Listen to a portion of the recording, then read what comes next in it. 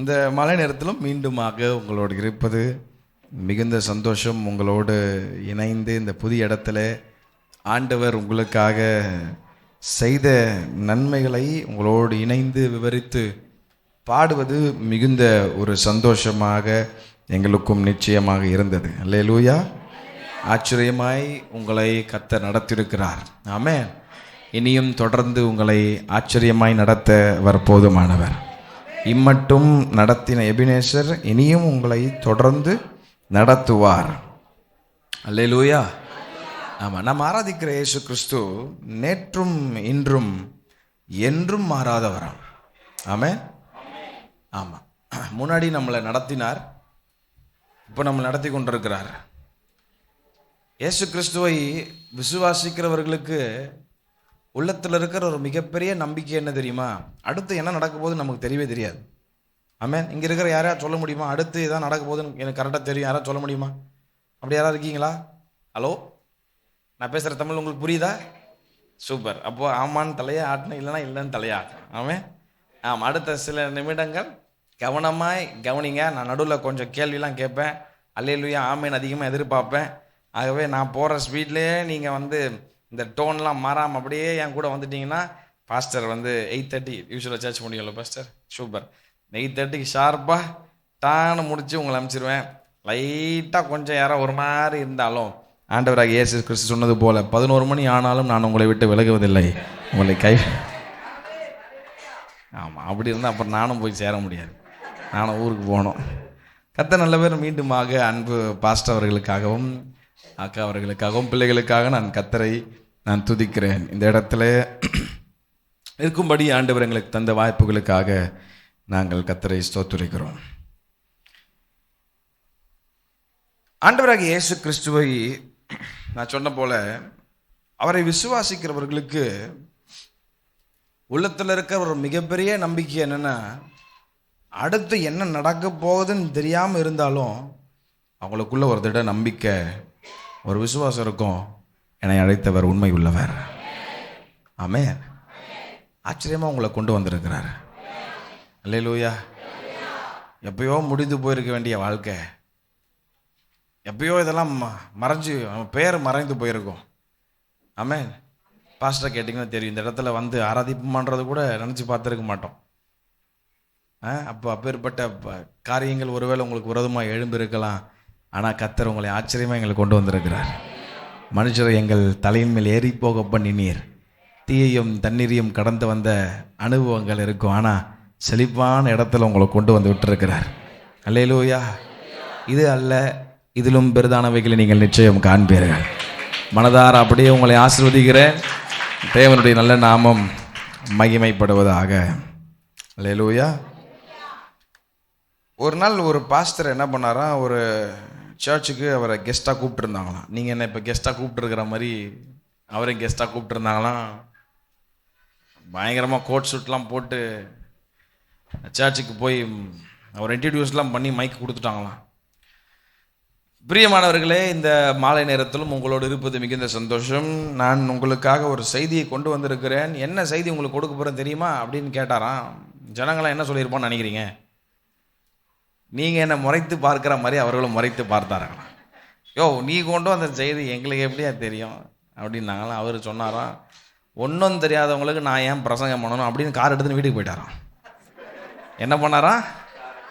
Car எடுத்துன்னு வீட்டுக்கு போயிட்டாராம்.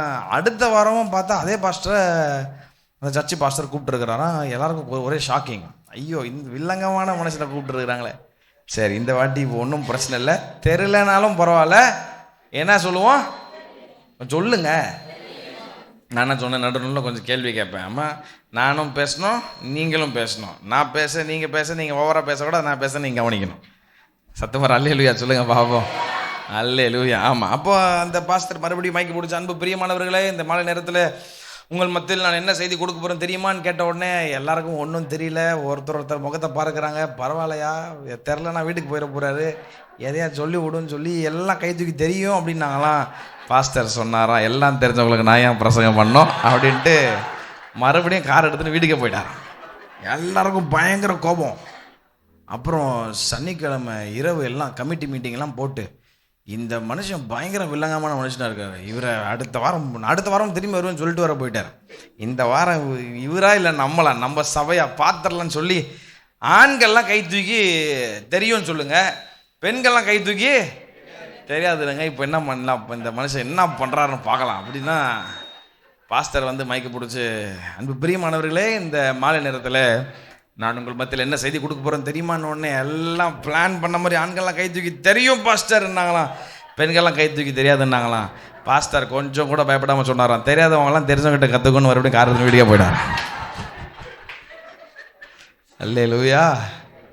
இந்த மாலை நேரத்தில் ஒரு கேள்வியோடு ஒரு சின்ன செய்தி என்னன்னு ஆரம்பிக்க விரும்புகிறேன். அன்பு பிரியமானவர்களே, இந்த மாலை நேரத்தில் நான் என்ன செய்தி கொடுக்க போகிறேன் தெரியுமா உங்களுக்கு? ஆமாம், நான் எங்கேயும் போக மாட்டேன். நான் போனாலும் 2 மணி நேரம் ஆகும். ஆமாம், இந்த மாலை நேரத்தில் உங்களை நேசிக்கிற இயேசு கிறிஸ்து தம்முடைய வார்த்தை அனுப்பி உங்களை பலப்படுத்த விரும்புகிறார். அவருடைய வார்த்தை அது ஜீவன் உள்ளது. ஆமென். அவருடைய வார்த்தை சத்தியம் நிறைந்தது. இயேசு கிறிஸ்து இந்த உலகத்தில் வாழும்போது அவர் நன்மை செய்கிறவராகவே சுற்றி திரிந்தார். அல்லேலூயா. இயேசு கிறிஸ்து உலகத்தில் வாழும்போது 100க்கு 100 மனுஷிக தன்மை அவருக்குள்ள இருந்துச்சு, 100க்கு 100 தெய்வீக தன்மையோடும் வாழ்ந்தார். அவர் திரளான கூட்டத்தை பார்த்தபோது மனதுருகினார், மனதுருக்கம் நிறைந்தவராய் காணப்பட்டார். ஒரு இடத்துல ஒரு கொஞ்சம் கூட்டம் சேர்ந்துட்டாலே அவங்கள பார்த்த உடனே அவர்கள் மேல் மனதுருக்கம் வந்துடும். இந்த ராத்திரி உங்கள் மேல் மனதுருகி உங்களை போகும்போது துக்கத்தோடு அல்ல, உங்களை நிறைவாய் அனுப்புவதற்கு நான் பிரசங்கித்துக் கொண்டிருக்கிற இயேசு கிறிஸ்து வல்லமையானவர். அல்லேலூயா. ஒருவேளை இயேசு கிறிஸ்துவை குறித்து நீங்கள் அதிகம் கேள்விப்படாதவர்களாக இருக்கலாம். இப்போதான் கொஞ்சம் கொஞ்சமாக நீங்கள் கேள்விப்பட்டு வந்திருக்கலாம். நான் பிரசங்கித்து கொண்டிருக்கிற இயேசு கிறிஸ்து ஏதோ ஒரு மரித்து போன தெய்வத்தை நான் உங்கள் மத்தியில் பிரசங்கிக்கவில்லை. மரித்தது உண்மைதான், அடக்கம் பண்ணப்பட்டதும் உண்மைதான். ஆனால் தாம் சொன்னபடி அவர் மரணத்திலிருந்து உயிரோடு கூட எழுந்திருக்கிறார். ஒரு உயிருள்ள இயேசுவை நான் பிரசங்கித்துக் கொண்டிருக்கிறேன். அல்லேலூயா. இந்த உலகத்தில் நிறைய மார்க்கங்கள், நிறைய வழிகள் உண்டு. மனுஷன் இன்னைக்கு நிறைய மதங்களை கண்டுபிடிச்சு வச்சிருக்கிறான். கிறிஸ்தவம் என்பது ஒரு மதம் அல்ல. கிறிஸ்தவம் என்பது உண்மை தெய்வத்தோடு ஒரு உண்மையான உறவுதான் கிறிஸ்தவம். அல்லேலூயா. இயேசு கிறிஸ்து ஒரு அழகான வார்த்தை சொன்னாரு, நானே வழியும் சத்தியமும் ஜீவனுமா இருக்கிறேன். நல்லா கவனிங்க, அந்த வார்த்தையில வல்லம் இருக்கு. நானும் ஒரு வழி அப்படின்னு சொல்லலைங்க அவரு. நானும் ஒரு வழி அப்படின்னு சொல்லல, நானே வழியும் அப்படின்னா அவர் ஒருவர் தான் வழி. அல்லேலூயா. ஆமா, அவர் ஒருவரே நித்தியமானவர், அவர் ஒருவரே சத்தியமானவர். தம்முடைய வார்த்தை அனுப்பி உங்களை அவர் பலப்படுத்த விரும்புகிறார். அல்லேலூயா. ஆமா, பக்கத்துல பார்த்து உற்சாகமா இருங்கன்னு சொல்லுங்க. நான் உங்களை பார்த்து ஒரு கேள்விக்கு நல்லா இருக்கிறீங்களான்னு கேட்டால் நீங்கள் எல்லாம் யோசிக்காமல் ஒரு பதில் சொல்லுவீங்க. என்ன தெரியுமா? சந்தோஷமாக இருக்கிறீங்களான்னு கேட்டால் யோசிக்காமல் பதில் சொல்லுவீங்க, சந்தோஷமாக இருக்கிறேன் அப்படின்னு சொல்லுவீங்க. ஆனால் நீங்கள் என்ன ஏமாத்திடலாம், உங்கள் பாஸ்டரை ஏமாத்திடலாம். வெளியே மிக அழகாய் உங்கள் முகங்கள் தெரியலாம். இன்றைக்கி முகத்தில் இருக்கிற துக்கத்தை மறைக்கிறதுக்கு இன்றைக்கி என்னென்னமோ டெக்னாலஜிலாம் வந்துருச்சு. ஆண்களுக்கு வெரி சாரிப்பா, நமக்கு ஒன்றும் வரல. பெண்களுக்கு என்னென்னமோ வந்துருச்சு.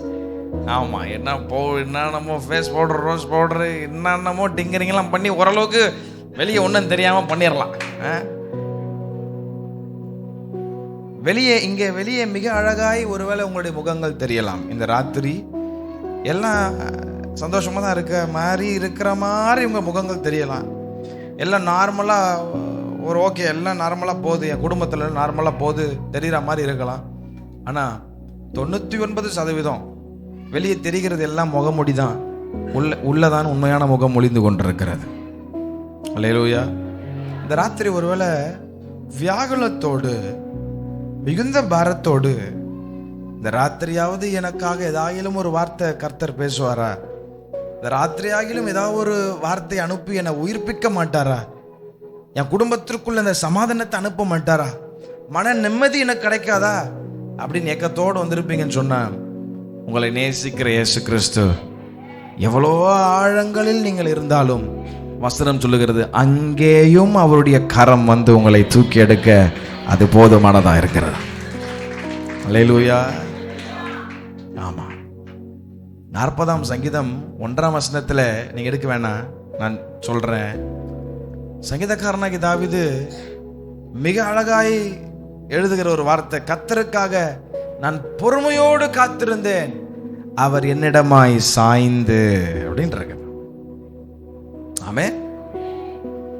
இந்த மாலை நேரத்தில் நம் கூக்குரலை கேட்கிறார் என்கிற தலைப்பின் கீழாக ஒரு சின்ன செய்தியை மட்டும் நான் கொடுத்துட்டு ஏசப்பா உங்களை பிளஸ் பண்ண விரும்புகிறார். அல்லேலூயா. ஆமாம், நம்முடைய கூக்குரலை கேட்கிறார். இப்போ எடுத்துக்கங்க 40ஆம் சங்கீதம். 40ஆம் சங்கீதம் 40ஆம் சங்கீதத்தினுடைய 1வது வசனத்தை நம்ம எல்லாரும் சேர்ந்து வாசிக்க போகிறோம். 40ஆம் சங்கீதம் 1ஆம் வசனம், Psalms 40 verse 1. 40ஆம் சங்கீதத்தினுடைய 1ஆம் வசனத்தை சபையில் இருக்கிற எல்லாருமே சேர்ந்து அந்த வசனத்தை நீங்க எல்லாரும் வாசிக்கணும்னு ஆசைப்படுறேன். எல்லாருடைய கண்கள் அந்த வசனத்தை பார்க்கணும்னு ஆசைப்படுறேன். வாசிக்கலாமா? கர்த்தருக்காக பொறுமையுடன் காத்திருந்தேன், அவர் என்னிடமாய் சாய்ந்து என் கூப்பிடுதலை கேட்டார். ஆங்கிலத்தில் ரொம்ப அழகா இருக்கு. And he turned unto me and he heard my cry. கர்த்தருக்காக பொறுமையுடன் காத்திருந்தேன், அவர் என்னிடமாய் சாய்ந்து. என்ன கவனிங்க, அவர் என்னிடமாய் சாய்ந்து என்ற வார்த்தை இங்கிலீஷ் பைபிள்ல, ஆங்கில பைபிள்ல பல மொழி பெயர்ப்புகள் இந்த வார்த்தைக்கு பல மொழி பெயர்ப்புகள் கொடுக்கப்பட்டிருக்கிறது. அதுல ஒண்ணு inclined அப்படின்னு இருக்குது, inclined unto me அப்படின்னு இருக்கு. நான் பல ஆங்கில வேத புஸ்தகங்களை எடுத்து இந்த வார்த்தைக்கான அர்த்தங்களையும் இந்த வார்த்தையை எப்படிலாம் வேற டிரான்ஸ்லேஷன்ல இவங்க மொழி பெயர்த்திருக்கிறாங்கன்னு பார்க்கும்போது என்னை மிகவும் கவர்ந்த ஒரு வார்த்தை காமன் இங்கிலீஷ் பைபிள் அப்படின்னு ஒரு பைபிள் இருக்கு. அதுல இந்த வசனம் இப்படியாக எழுதப்பட்டிருக்கிறது, கர்த்தருக்காக பொறுமையுடன் காத்திருந்தேன், அவர் என்னிடமாய் சாய்ந்து என்ற வார்த்தை எப்படி எழுதப்பட்டிருக்குன்னா he bent down to me இருக்குது. அப்படின்னா அவர் கீழே குனிந்து என்னை தூக்கி எடுத்திருக்கிறார். அல்லேலூயா. அவர் என்னிடமாய் சாய்ந்து என்ற வார்த்தைக்கு அர்த்தம், துயரத்தில் இருந்து நாம் கூப்பிட்ட பொழுது என்னுடைய அழுகையின் சத்தத்தை கேட்டு என் கண்ணீரை கண்ட கர்த்தர் குனிந்து என் கரத்தை பிடித்து தூக்கி எடுத்திருக்கிறார் என்ற அர்த்தமாம். சத்தமா ஆமென் சொல்லுங்க பாப்போம். அதேதான் சங்கீதக்காரனாகிய தாவீது 2ஆம் வசனத்துல அதை பதிவு செய்கிறார். 2ஆம் வசனத்தை கவனிச்சு பாருங்களேன். பயங்கரமான குழியிலும் உளையான சேற்றிலும் இருந்து என்னை தூக்கி எடுத்து என் கால்களை கன்மலையின் மேல் நிறுத்தி என் அடிகளை உறுதிப்படுத்தி அப்படின்னு ஒரு வார்த்தை சொல்றார். சத்தமா ஆமென் சொல்லுங்க பாப்போம். 116ஆம் சங்கீதம் 116ஆம் சங்கீதம் 116ஆம் சங்கீதத்தினுடைய முதல் 2 வசனங்களிலே சங்கீதக்காரன் சொல்லுகிறார், கர்த்தர் என் சத்தத்தையும் என் விண்ணப்பத்தையும் கேட்டதினால் அவரில் அன்பு கூறுகிறேன், அவர் தமது செவியை எனக்கு சாய்த்தபடியால் நான் உயிரோடு இருக்கும் அளவும் அவரை தொழுது கொள்ளுவேன். சத்தமா அல்லேலூயா. இந்த மாலை நேரத்துல அவர் உங்களை பார்த்து சொல்றாரு, நான் உன்னிடமாய் சாய்ந்து. இந்த வார்த்தைக்கு அர்த்தம் என்ன சொன்னேன்? அவர் கீழே குனிந்து நம்மை தூக்கி எடுக்கிறார். அதான் நம்ம பாடணும், துயரத்தில் கூப்பிட்டே உதவிக்காய் கதறினே அழுகுரல் கேட்டீரையா, குனிந்து தூக்கி நீர் பெரியவனாக்கி நீர் உமது காருண்யத்தால். ஆமென் சொல்லுங்க பாபா. கீழே குனிந்து அவர் தூக்கி எடுக்கிறார். அதான் சங்கீதக்காரன் சொல்றார், பயங்கரமான குழியிலும். இந்த சங்கீதக்காரனாகிய தாவீது என்பவர் வாழ்க்கையில அனுபவிக்காத வழிகளே கிடையாதுங்க. இன்னைக்கு நம்ம போற பாதெல்லாம் நாட் ஈவன் ஒரு சங்கீதக்காரனாகிய தாவீதுடைய வாழ்க்கையில் அனுபவித்தது ஒரு நம்ம சொல்ல போனால் ஒரு 30% கூட நம்ம அவருடைய கஷ்டத்தை அனுபவிச்சிருப்போன்றது நமக்கு தெரில. ஆனால் நமக்கு இந்த உபத்திரவமே ரொம்ப பெருசாக இருக்குது. இன்னைக்கு ராமன் சொல்லுங்க, இந்த உபத்திரமே எனக்கு ரொம்ப பெருசாக இருக்கு. ஆனால் அந்த மனுஷன் அவ்வளோ உபத்திரம், அவ்வளோ பாடுகள். அதான் பாருங்க எழுதுறாரு, பயங்கரமான குழியிலும் உளையான சேற்றிலும் இருந்த என்ன அவர் தூக்கி எடுக்கிறார். அல்லேலூயா. நம்முடைய சத்தத்தை அவர் கேட்கிறாராம். ஒரு ஆமென் சொல்லுங்க பாபு. அவர் நம்முடைய சத்தத்தையும் விண்ணப்பத்தையும் கேட்கிறார். இந்த மாலை நேரத்தில் ஒருவேளை பல காரியங்களை குறித்து சோர்ந்து போய் இந்த ராத்திரி என் வாழ்க்கையில ஏன் இப்படிப்பட்ட வியாகுலங்கள், ஏன் இப்படிப்பட்ட உபத்திரவங்கள் நடந்து கொண்டிருக்கிறது, பல காரியங்களை குறித்து வேதனையோடு தேவ சமூகத்தில் ஆறுதல் கிடைக்குமா என்ற ஒரு நம்பிக்கையோடு சமாதானத்தை இழந்து ஒருவேளை தத்தளித்து இந்த சத்தத்தை கேட்டுக்கொண்டிருக்கிறாயோ, அவர் நம்முடைய விண்ணப்பத்தையும் நம்முடைய சத்தத்தையும் நம்முடைய கண்ணீரின் ஜெபத்தையும் நம்முடைய கூக்குரலையும் கேட்கிறவர் மாத்திரமல்ல, அதை கேட்ட உடனே அவர் குனிந்து நம்முடைய கரத்தை பிடித்து தூக்கி எடுக்கிற தேவனா இருக்கிறார். அல்லேலூயா. இன்னைக்கு உலகம் நம்முடைய கூக்குரலை கேட்கறதுக்கு ஆயத்தமா இல்லைங்க. நம்ம வாழ்ந்து கொண்டிருக்கிற உலகம் மிகவும் மோசமானது. சொல்ல போனா சுயநலம் பிடித்த ஒரு உலகம். ஹலோ, நான் சொல்றது உங்களுக்கு புரியுதா? சுயநலம் பிடிச்ச உலகம்.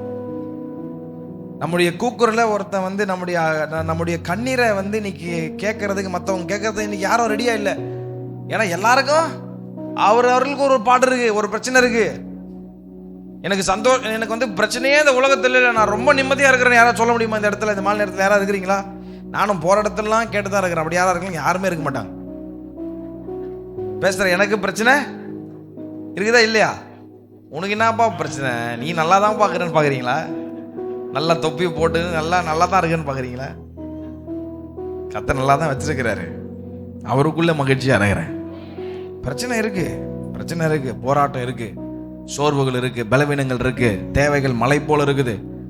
இப்போ பேசுற எனக்கு பிரச்சனை இருக்கு, கேட்கிற உங்களுக்கு 1008 பிரச்சனை இருக்கு. நாளைக்கு எவன் வந்து வீட்டு வாசல் நிற்பான், எந்த கடத்தை கட்டணும், எந்த இஎம்ஐ போகணும், எந்த லோன் போகணும் தெரில, பிள்ளைக்கு எப்போ கல்யாணம் பண்ணணும் தெரில, இப்போ ஒன்றும் குழந்தை போறதுல அடைக்கப்பட்டிருக்கு, பிஸ்னஸில் பெரிய லாஸ், இழப்பு, இது அதுன்னு எல்லாத்தையும் குறிச்சு அப்படியே தலையில் அப்படியே வச்சு உட்காந்துட்டு இருக்கோம்.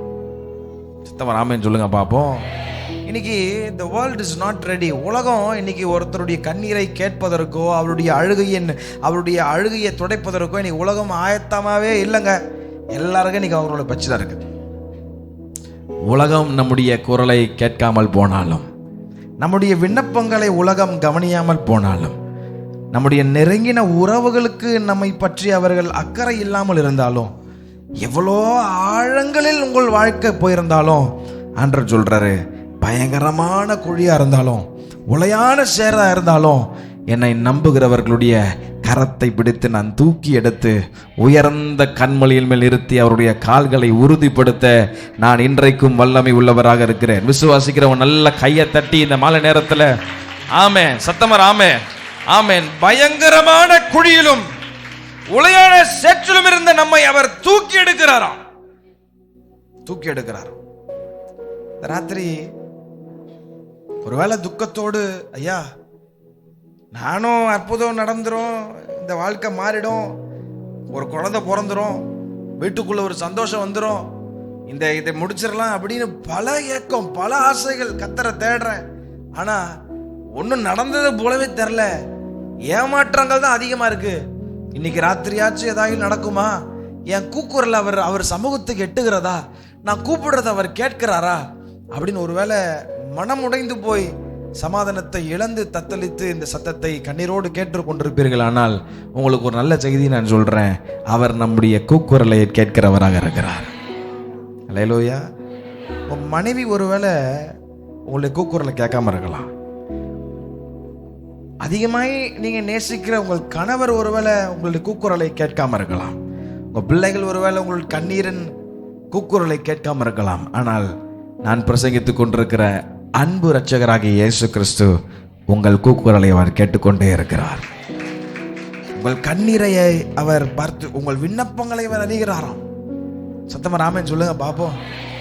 அதுதான் தாவீது சொல்றார், கர்த்தருக்காக நான் பொறுமையோடு காத்திருந்தேன், அவர் என்னிடமாய் சாய்ந்து. ராத்திரி உங்களுக்கு ஒரு நல்ல செய்தி நான் வச்சிருக்கிறேன். அவர் உங்க பக்கமா சாயிறார். அல்லேலூயா. மாகரபலா பிரசந்தனமலா. இந்த ஊழியத்தை ஆச்சரியமா கர்த்தர் தாங்கிட்டு இருக்கிறார். அன்பு பாஸ்டருக்கும் அக்காவுக்கும் சபை பிள்ளைகளுக்கும் நான் சொல்ற ஒரு வார்த்தை, அவர் உங்க பக்கமா சாயிறார். சாயிறார்னா குனிந்து தூக்கி எடுக்கிறார். பயங்கரமான குழியில ஒருவேளை நீங்கள் இருக்கலாம். ஐயா நான் கூப்பிடுறது யாருக்குமே கேட்க மாட்டேங்குதியா? அதான் தாவீது சொல்றேன், நான் கூப்பிடுறது யாருக்குமே கேட்கல, ஆனா பக்கத்துல எல்லாம் இருக்கிறாங்க, யாருக்குமே கேட்கல. நான் கூப்பிடுறது உலகத்துக்கே கேட்கலனாலும் நீங்க கூப்பிடுறதுக்கு ஒருவர் கேட்டுக்கொண்டே தான் இருக்கிறார். அவர் எல்லாத்தையும் கவனிக்கிறாருங்க. அவர் கேட்டுட்டே இருக்கிறார். அவர் கேட்கிறவர் மாத்திரமல்ல, நிச்சயமாய் உன்னிடம் சாய்ந்து குனிந்து உன் கரத்தை பிடித்தவர் தூக்கி எடுக்கிறாராம். அல்லேலூயா. நம் ஆராதிக்கிற இயேசு அவர் நம் கூப்பிடுதலை கேட்கிறார். சத்தமா சொல்லுங்க, என் கூப்பிடுதலை அவர் கேட்கிறார். எத்தனை பேருக்கு அந்த விசுவாசம் இருக்கு? இந்த மாலை நேரத்தில் நான் கூப்பிடும் போது அவர் கேட்கிறார். எத்தனை பேர் நம்புறீங்க? ஐயா நம்புறீங்களா? நீ கூப்பிடும் போது அவர் கேட்கிறார். யாருக்குமே கேட்க மாட்டேங்குது. நான் இரவுல யாருக்கும் தெரியாம அழுதுட்டு இருக்கிறேன். வெளியே பார்ப்பதற்கு மிகுந்த சந்தோஷத்தை போல என் வாழ்க்கை இருக்கு, நடிச்சுட்டு இருக்கிறேன். ஆனா இதெல்லாம் எப்ப மாறும் தெரியல. அவர் கேட்கிறாரா அப்படின்னா ஒரு கேள்வியோடு வந்திருந்தீங்கன்னா கேட்கிறார். நீதிமானுடைய சத்தத்தை கவனித்து கேட்கிறாராம். ராத்திரி சிலரோடு அவர் தீர்க்க தரிசனமா பேசிக் கொண்டிருக்கிறார். அல்லேலூயா. கர்த்தர் பேசுவாரா பேசுவாரா பேசுவாரா. ஒருத்தர் அப்படிதான் உட்கார்ந்து ரொம்ப நாளா, ஆண்டவர் என் கூட பேசணும் பேசணும் பேசணும், என் கூட பேசணும், அவர் சத்தத்தை கேட்கணும். ஒரு வாலிபன், வைராக்கியம் நிறைந்த வாலிபன், ஒரு மீட்டிங்ல உட்கார்ந்து ஆண்டவர் என் கூட பேசணும் பேசணும் பேசணும், மிக வைராக்கியத்தோட ஒவ்வொரு நாள் அழுது கொண்டே இருப்பானா. ஆண்டவர் அவனை குறிச்சு இங்க நிக்கிற பாஸ்டர் மூலமா வெளிப்படுத்துறார், சில காரியத்தை வெளிப்படுத்துறார். ஆனா அவனுக்கு அப்பயும் ஆண்டவர் பேசுறத நான் கேட்கணும், அவர் சத்தத்தை கேட்கணும். அந்த பாஸ்டர் அவன் கிட்ட, அந்த பாஸ்டருக்கு அவன் யாருன்னே தெரியாது, அவனுக்கும் இந்த பாஸ்டர் யாருன்னே தெரியாது. ஆனா ஆவியானவர் அவனை குறித்து வெளிப்பாடுகளை இந்த பாஸ்டர்கிட்ட கொடுத்துருக்க அவர் இந்த பாஸ்டர் அந்த பையன்கிட்ட போய் சொன்னாராம், ஆண்டவர் பேசினார்னா நீ செத்துருவோப்பா அப்படின்னாராம். அல்லேலூயா. நம்ம எல்லாருக்கும் ஆசை ஆண்டவர் சத்தத்தை கேட்கணும். இல்லை இங்க இருக்க எத்தனை பேருக்கு ஆசை இருக்கு ஆண்டவர் சத்தத்தை கேட்கணும்? பிதாவானவர் இஸ்ரவேல் ஜனங்களுக்கு எல்லாம் ஒரு ஆசை இருந்துச்சு. ஏன் மோசே நீ மட்டும் தான் பெரிய ஆளாப்பா, உனக்கு மட்டும் தான் வந்து அழைப்பு கொடுத்துருக்கா? ஏன் அவங்க அண்ணன் ஆரோன் இல்லை, உங்க அக்கா மிரியம் இல்லை, இவங்களெல்லாம் ஆண்டவருடைய அழைப்பை எடுத்து நடத்த முடியாதா? நீர் மட்டும் தான் பெரிய இதுவா? அப்படியான்னு பேசி நாங்களும் ஆண்டவர் சத்தத்தை கேட்டே ஆகணும். நீர் என்ன பண்ணுவியோ தெரில, நீர் போய் ஆண்டவர்கிட்ட சொல்லும், நாங்களும் கேட்கணும். சரி, இன்றைக்கு உங்களை பரிசுத்தம் பண்ணி கொள்ளுங்கள், நாளை வந்து ஆண்டவர் உங்ககிட்ட பேசுவார். எல்லாம் ரெடி பண்ணி ஆண்டவர் கண்டிஷன்ஸ்லாம் கொடுக்குறாரு. இந்த மலை அருகே யாரும் வந்துடக்கூடாது, நான் ஜனங்களோட நான் பேசுவேன். அப்போ எல்லாம் ரெடியாக வந்துட்டாங்க. எல்லாருக்கும் ஆசை, இவருனாப்பா பெருசாக ரொம்ப பயங்கர இதுவாக பண்ணிக்கிறார், இவர்கிட்ட தான் மட்டும் தான் கர்த்தர் பேசுவார்னு நாங்களும் போய் கேட்கறோன்னு போய் நின்னா ஒருத்தரால கூட அந்த சத்தத்தை கேட்க முடியல. இடி முழக்கம் சத்தம் போல இருந்ததான். ஆமே, சரி அதுதான் அப்படின்னு பார்த்தா அப்ப இயேசுடைய வார்த்தையாச்சு பிதாவுடைய சத்தம் தான் கேட்க முடியல. ஓகே, அவர் இடி முழக்க சத்தம் போல இருக்கு. அப்ப இயேசு கிறிஸ்து மாம்சமாகி இந்த உலகத்தில் வந்தாரு, அவர் சத்தத்தையாச்சு கேட்க முடியும் தானே அப்படின்னு பார்த்தா, உயிர்த்தெழுந்த பிறகு இயேசு கிறிஸ்துடைய வல்லமையான தோற்றத்தை பார்த்த அப்போஸ்தலனாகிய யோவான் வெளிப்படுத்தின சுவிசேஷத்தில் எழுதுறாரு, அவருடைய கால்கள் இப்படி இருக்கு, அவருடைய தலை முடி இப்படி இருக்கு, அவருடைய ட்ரெஸ் பெல்ட் அழகா கட்டி இருக்கிறார், அவர் 7 குத்துவிளக்கு மத்தியில் உலாவுகிறார், அவருடைய கண்கள் இப்படி எல்லாம் எழுதிட்டு அவருடைய சத்தத்தை குறிச்சு எழுதுறாரு. அது எப்படி இருந்துச்சா? சத்தமா சொல்லுங்க, எப்படி இருந்துச்சா? யோசிக்கிறீங்க எப்படி இருந்துச்சா? இடி முழக்கம் போல இருந்து பிதாவுடைய சத்தம், இடி முழக்கம் போல இருந்து இயேசுனுடைய சத்தம் பெரும் வெள்ளத்தை போல இருந்ததுதான். பெரும் இரைச்சல், வெள்ளம், அவ்வளோ சத்தம். ஐயோ! இப்போ இயேசு கிறிஸ்து இதை அறிந்தனாலதான் பிதாவோட சத்தத்தையும் நம்ம கேட்க முடியல. ஐ மீன் பிசிக்கலா கேட்க முடியல, இயேசுவோட சத்தத்தையும் பிசிக்கலா கேட்க முடியல. அதனாலதான் இயேசு கிறிஸ்து இந்த உலகத்திலிருந்து போகும்போது, நான் போகிறது உங்களுக்கு பிரயோஜனமா இருக்கும், நான் போவேனையாகில் உங்களை அப்படியே அனாதையை விட்டு போக மாட்டேன், தேற்றரவாளன் ஆகிய பரிசுத்த ஆவியானவரை உங்களிடத்தில் நான் அனுப்புவேன், அவர் வந்து உங்களை சகல சத்தியங்களுக்குள்ளாக நடத்துவார். இப்போ பிதாவை சத்தத்தை கேட்காம இருக்கலாம், இயேசு சத்தத்தை கேட்க முடியாம இருக்கலாம், ஆனா நமக்குள்ள இருக்கிற ஆவியானவர் பேசுகிறத நம்மால் நிச்சயம் கேட்க முடியும். அல்லேலூயா. இயேசு கிறிஸ்து இந்த உலகத்தில் பிறந்த போது அவருக்கு ஒரு வாக்குத்தத்தம் கொடுக்கப்பட்டிருந்தது. இம்மானுவேல், சத்தமா சொல்லுங்க. இம்மானுவேல் என்றால் என்ன அர்த்தம்? தேவன் நம்மோடு இருக்கிறார். இம்மானுவேல்னா God is with us. சொல்லுங்க, God is, தேவன் நம்மோடு இருக்கிறார். இப்ப இயேசு கிறிஸ்து போகும்போது ஆவியானவரை நான் அனுப்புறேன்னு சொல்லிட்டு போனார். இப்ப ஆவியானவர்னா என்ன அர்த்தம் தெரியுமா? God is not with us, God inside us. புரிஞ்சவங்க Raman சொல்லுங்க பாப்போம். அல்லேலூயா. தேவன் நம்மோடு இருக்கிறார்னு அர்த்தம் வந்து இயேசு கிறிஸ்து கொடுக்கப்பட்டது. இம்மானுவேல் என்று அழைக்கப்படுவார், தேவன் நம்மோடு இருப்பார். ஆனா என்னைக்கு ஆவியானவர் வந்தாரோ, God is with us இல்ல, God தெய்வம் நமக்குள்ளாகவே இருக்கிறார். கையை தட்டிவர் அல்லேலூயா சொல்லுங்க பாவம். எத்தனை பெரிய ஸ்லாக்கியம் அது. ஆமென், ஆமென். உளையான சேற்றிலும் பாவத்திலும் இருந்து நம்மை தூக்கி எடுத்து கல்வாரி ரத்தத்தால் கழுவி முத்திரையாய் பரிசுத்த ஆவியானவரை நமக்கு கொடுத்திருக்கிறார். அல்லேலூயா. ஆமா, அந்த நல்ல ஆண்டவர் சொல்றாரு, உன் குரலை நான் கேட்டுக்கொண்டே இருக்கிறேன், உன் கூக்குரல் என் செவிகளில் எப்போதும் வெட்டி கொண்டிருக்கிறது. அன்பு தாயாரே, இந்த சத்தத்தை கேட்டுக்கொண்டிருக்கிற அன்பு சகோதரனே, ஒருவேளை யாரும் என் சத்தத்தை கேட்கலன்னு கவலைப்படாத, உன் கூக்குரலை ஒருவர் கேட்டுக்கொண்டே இருக்கிறார். அல்லேலூயா. கேட்கிறவர் மாத்திரமல்ல, குனிந்து அவர் தூக்கி எடுக்கிறாராம். எவ்வளோ ஆழங்களுக்கு உங்கள் வாழ்க்கை போயிருந்தாலும், அங்க ஒருவேளை உங்களுடைய சொந்தங்கள் பந்தங்கள் கூட வர முடியாத அளவிற்கு உங்களுடைய வாழ்க்கை அவ்வளோ பள்ளத்தில் போயிருக்கலாம். ஆனா ஒன்னும் மறந்துடாதீங்க, நாம் ஆராதிக்கிற இயேசு கிறிஸ்துவின் கரம் அங்கேயும் வந்து உங்களை தூக்கி எடுக்கும் என்பதில் எந்த மாற்றமும் இல்லை. இந்த மாலை நேரத்தில் உங்களை தூக்கி எடுத்து உயர்ந்த கன்மலையில் மேல் நிறுத்துவார். நல்ல கரங்களை தட்டி ஒரு அல்லேலூயா, ஆமென், ஆமென். உங்களை தூக்கி எடுக்கிறவர் இயேசு கிறிஸ்து. அவர் கூக்குரலை கேட்கிறார். பக்கத்துல பார்த்து சொல்லுங்க, உங்க கூக்குரலை கேட்கிறாரியா? நீங்க சொல்ற வார்த்தை மற்றவங்களை உற்சாகப்படுத்தும். ஆமென். ஏன்னா இது நம்முடைய வார்த்தை அல்ல, இயேசு கிறிஸ்துவின் வல்லமை உள்ள வார்த்தை. யாத்ராகமத்தின் புஸ்தகம், யாத்ராகமம் 3ஆம் அதிகாரம், யாத்ராகமம் 3:7-10 வரைக்கும் நீங்கள் வாசித்து பார்ப்பீர்களானால், அப்பொழுது கர்த்தர் எகிப்தில் இருக்கிற என் ஜனத்தின் உபத்திரவத்தை நான் பார்த்து ஆலோட்டிகளின் நிமித்தம் அவர்கள் இடுகிற கூக்குரலை கேட்டேன், அவர்கள் படுகிற வேதனையும் அறிந்திருக்கிறேன். அவர்களை எகிப்தியரின் கைக்கு விடுதலையாக்கவும் அவர்களை அந்த தேசத்திலிருந்து நீக்கி பாலும் தேனும் ஓடுகிற நலமும் விசாலமான தேசத்தில் கொண்டு போய் சேர்க்கவும் இருக்கிறேன். இப்பொழுதும் இஸ்ரவேல் புத்திரரின் கூக்குரல் என் சந்நிதியில் வந்து எட்டினது, எகிப்தியர் அவர்களை ஒடுக்குகிற ஒடுக்குதலையும் கண்டேன் அப்படின்னு சொல்லி மோசே என்கிற தீர்க்கதரிசியை கர்த்தர் எழுப்பி பார்வோனிடத்திலிருந்து 430 வருஷம் அடிமைத்தனத்தில் இருந்த இஸ்ரவேலர்களை அவர் மீட்டெடுக்கும்படியாக மோசேவை கர்த்தர் அனுப்பினார். அதெல்லாம் சொல்றாரு, என் ஜனத்தினுடைய கூக்குரல் என் சமூகத்தில் வந்து எட்டினது அப்படின்னு சொல்றாரு. ஆலோட்டிகள் நிமித்தம் அவர்கள் படுகிற வேதனை, அவர்கள் ஒடுக்குதலையும் நான் அறிந்திருக்கிறேன். அல்லேலூயா.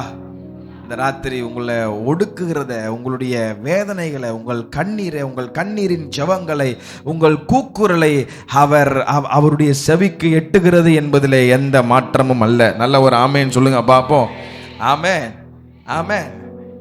ஒரு அழகான காரியம் என்னன்னா, நாம் ஆராதிக்கிற இயேசு கிறிஸ்து அவர் நம்மேல் நினைவா இருக்கிறார். அல்லேலூயா.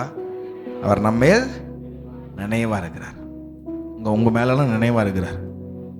அவர் நினைச்சிட்டு இருக்கிறனால தான் நம்ம இங்க உயிரோட உட்கார்ந்து அவர் நல்லவர்னு பாடிட்டு இருக்கிறோம். அல்லேலூயா.